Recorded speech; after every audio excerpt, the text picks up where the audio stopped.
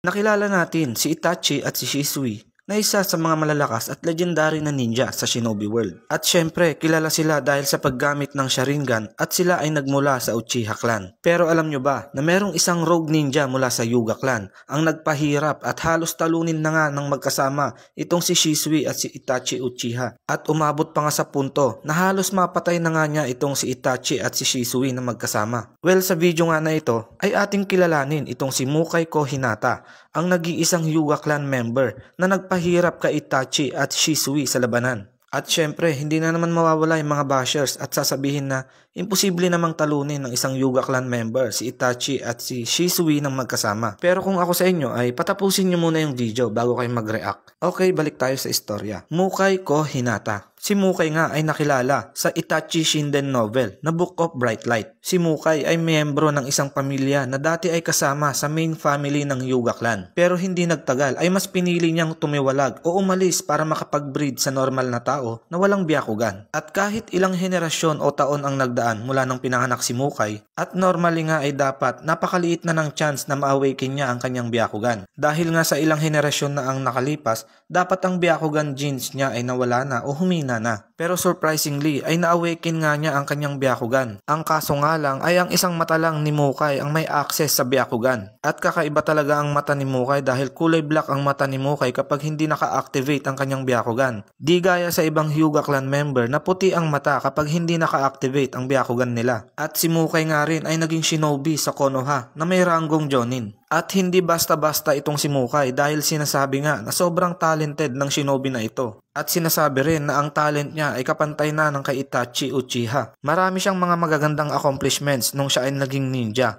At eventually nga ay naging miyembro siya ng Onbo Black Ops immediately matapos siya ma-promote bilang Jonin. Pero kahit secret at naging pribadong tao itong si Mukai na di masyadong kilala sa publiko, si Mukai ay sobrang pinagkakatiwalaan ng third Hokage na si Hiruzen Sarutobi. At sobrang tindi rin ng mga naging experience ni Mukai bilang ninja. Kahit si Danzo ay sobrang pinupuri itong si Mukai at maikukumpara nga daw ang talent ni Mukai kay Itachi Uchiha dahil si Mukai nga ay nakikipaglaban sa napakadaming kalaban na siya lang mag-isa. At maniwala man kayo o hindi, si Mukai ay kaya niyang tapusin ang laban nang wala siyang galos. Kaya ganyan kalupit itong si Mukai. At kahit nga nung time na makaengkwentro ni Mukai, itong si Itachi at si Shisui ay kumpiyansa talaga siya sa sarili niya na kaya niyang talunin at lampasuhin ang dalawang ito kahit magtulong pa sila. So pag-usapan muna natin ang Byakugan ni Mukai. So tulad nga ng sinabi ko kanina, iisa lang ang Byakugan ni Mukai. Pero kahit ganon ang sitwasyon ng mata niya, ay sobrang tindi ni Mukai sa paggamit ng Byakugan. Sa sobrang tindi at bihasa sa paggamit ng Byakugan ni Mukai,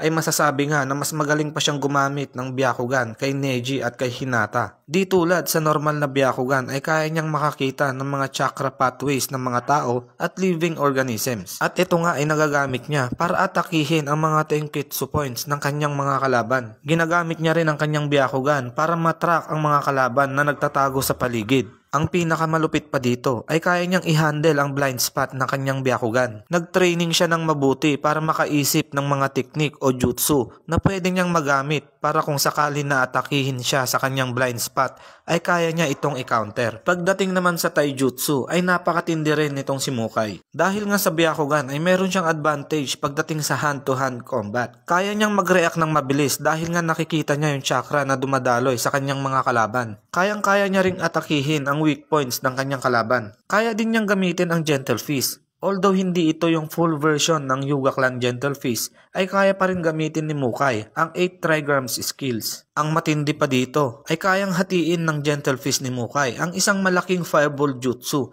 na walang kahirap-hirap na normally ay hindi nga kayang gawin ng isang Hyuga Clan member dahil ang defense nga lang na kayang gawin ng Gentle Fist ay usually rotation technique. At alam nyo ba na sobrang brutal ni Mukai sa pakikipaglaban? Binubutas niya ang tiyan ng kanyang mga kalaban at dinudukot niya ang kanilang mga bituka, puso at iba pa palabas sa kanilang mga katawan. Ganyan siya kabrutal sa pakikipaglaban. So paano nga ba naging rogue ninja itong si Mukai? So nung naging member nga ng Onbo Black Ops itong si Mukai ay hindi sapat yung kinikita niya o yung sinasahod niya dahil meron siyang anak na may sakit. Kaya napilitan siyang maging spy ng Hidden Mist Village at magbibigay siya ng mga information sa galaw ng Konoha. Kapalit naman nito ay bibigyan siya ng pera para mapagamot niya yung anak niyang may sakit. At ang namumuno naman nung time na yon sa Kirigakure ay walang iba kundi ang Maskman na si Obito dahil kinokontrol niya ang 4th Mizukage na si Yagura gamit ang genjutsu ng Sharingan. Isang araw ay na-assign si Mukai kasama si Itachi, Kakashi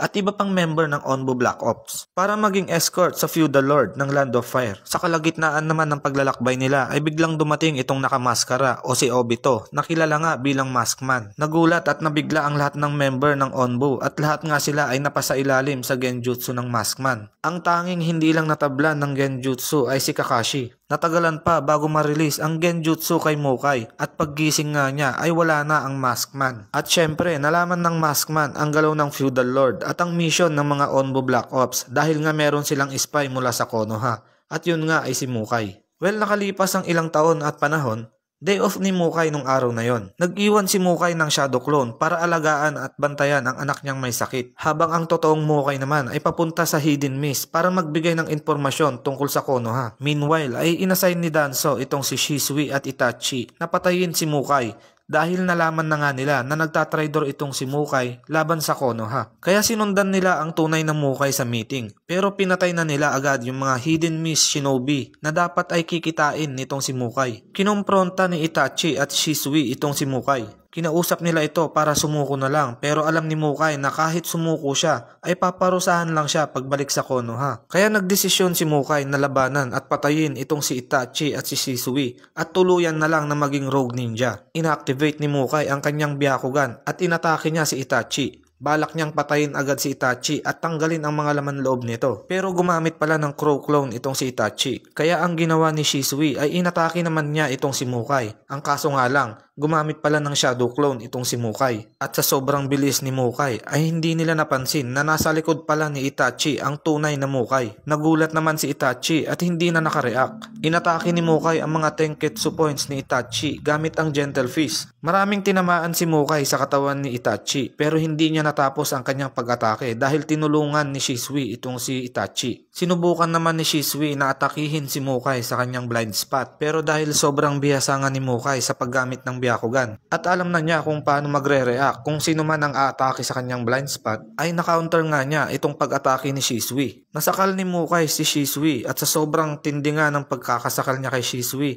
ay halos mamatay na ito. At si Itachi naman ay wala na talagang nagawa dahil napuruhan talaga siya ni Mukai. Unti-unting naglalakad si Itachi at nanghihina palapit kay Mukai. Sobrang bugbog na at kawawa talaga yung dalawa. Sinubukan din gumamit ng genjutsu ni Shisui laban kay Mukai pero binalaan niya nga yung dalawa na hindi siya tinatablan ng kahit anong genjutsu galing sa Sharingan. So ibig sabihin ay napakalakas talaga nitong si Mukai dahil immune siya sa Sharingan genjutsu. Napaisip naman bigla itong si Shisui na paano kaya kung Mangekyo Sharingan genjutsu ang gamitin niya laban kay Mukai. Dito nga ay napatingin si Mukai sa mata ni Shisui at siya nga ay napasailalim sa genjutsu ng Mangekyo Sharingan. Pero bago 100% na mapasailalim sa genjutsu ng Mangekyo Sharingan itong si Mukai ay bigla niyang hiniwa ang kanyang sariling tiyan para hindi na siya makapagsalita at agad siyang mamatay at para hindi na siya makapagbigay ng impormasyon sa pagiging spy niya laban sa Konoha. Pero habang nanghihina siya ay nagsisirin siya at sinabi ang mga kamalian niya dito kay Itachi at Shisui. At bago naman mamatay si Mukai ay tinanong niya si Shisui kung ano nga ba ang Mangekyo Sharingan dahil ngayon niya lang ito nakita. Pero hindi siya sinagot ni Shisui. Bago naman siya mamatay ay sinubukan niya pang manigarilyo dahil mahilig talaga manigarilyo itong si Mukai. Pero hindi na kaya ng katawan niya kaya si Itachi na ang nagsubo ng sigarilyo sa bibig niya at si Shisui naman ang nagsindi. At dito na nga namatay at natapos ang istorya ni Mukai ko Hinata, ang one-eyed Byakugan rogue ninja ng Konoha. Pero alam nyo ba na kahit namatay itong si Mukai ay sinabi sa Itachi Shinden novel na si Mukai lang ang tanging Hyuga clan member na tumalo kay Itachi at Shisui sa labanan. At sinabi nga rin sa Itachi Shinden novel na desperadong galawan na ang ginawa ni Shisui dahil hindi naman niya alam kung tatalab ba ang kapangyarihan ng Mangekyo Sharingan laban kay Mukai. So hanggang dito na lang muna guys. Kita-kits na lang tayo sa next video and Jebong TV is signing out. Peace.